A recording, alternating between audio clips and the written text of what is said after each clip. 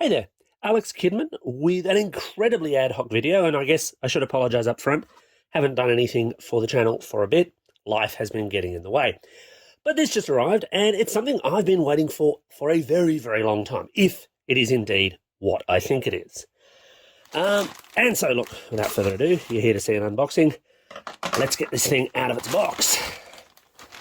Because it should be, it's certainly the right size to be, once it's outside its shiny plastic toll wrapping, a cardboard box.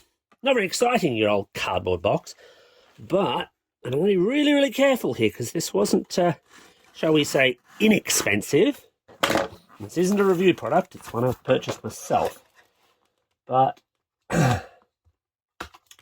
while I thrill you with the excitement of me trying to open cardboard, because god damn, that's an exciting, exciting video, isn't it?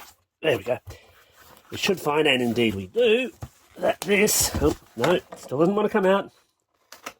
Like I said, did not plan this ahead. I'm just literally doing this straight to camera. Whatever happens, happens. But this should indeed be... Yes, indeed it is. There's a delivery slip, which you don't need to see.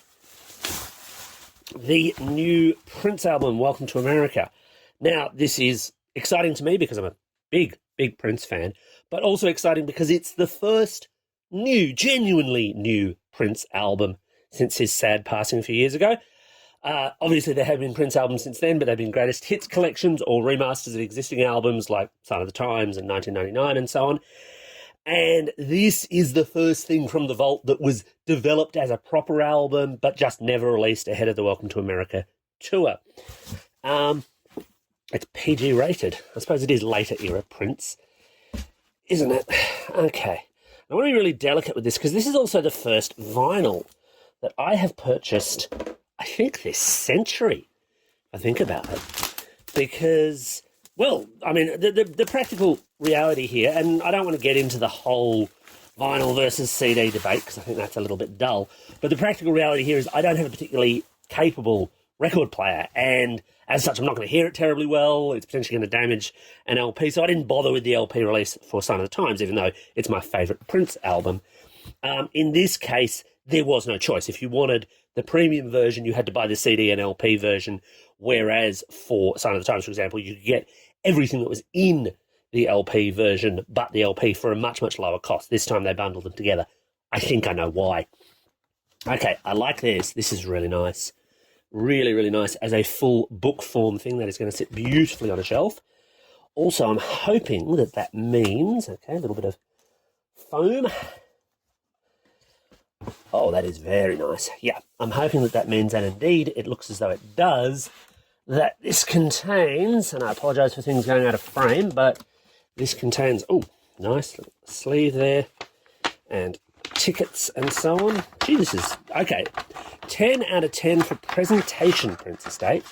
This is rather good, because these are, of course, reproduction, of course, tickets and backstage passes for the tour that the DVD that is in the box is of. I'm pretty sure I did the Australian tour that happened around that date at the same time. And there we have the set list. And no backstage access. Okay, so just tickets, all access passes and working passes. Nice. And so these are obviously all the tour goodies and things. That's a poster. I don't really hang posters. I'll be honest with you, I'm not entirely sure what I'm going to do with this, and it's never going to fit into the frame anyway. I'm sure you can see, well, yeah, I'm sure you can find full examples and instances of that online, so I will not continue that. And a very, very nice photo print. That one I might frame. That one's got some very, very definite possibilities. But I'd better get all my, whoop, don't fly away on me. I better get all my goodies back into their nice little sleeve.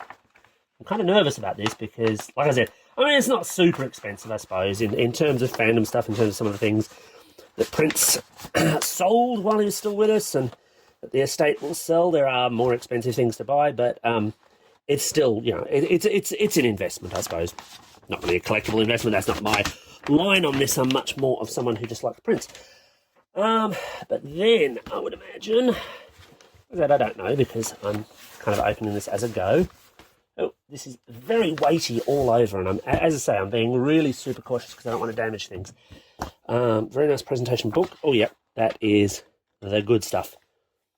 I'm obviously not going to read all of this, but for lyrics and photos, and yeah, I'm liking that. Funny to think, I'm going to put this up on YouTube, and there was a time when doing so would have had the Prince lawyers at my heels almost immediately. Even though, you know, one could argue fair use, one could argue promotional and so on. And yep, okay, so there's LP1, rather nice, well presented, but honestly, it's not going to go near my record player. That's not my intent. It feels as though there's another one behind there, maybe. Maybe not. Like I said, I don't really want to push it. I do not want to push it. Okay, yeah, no, much more obvious. The other LP, and I apologise, there should be a slightly more wide frame than this.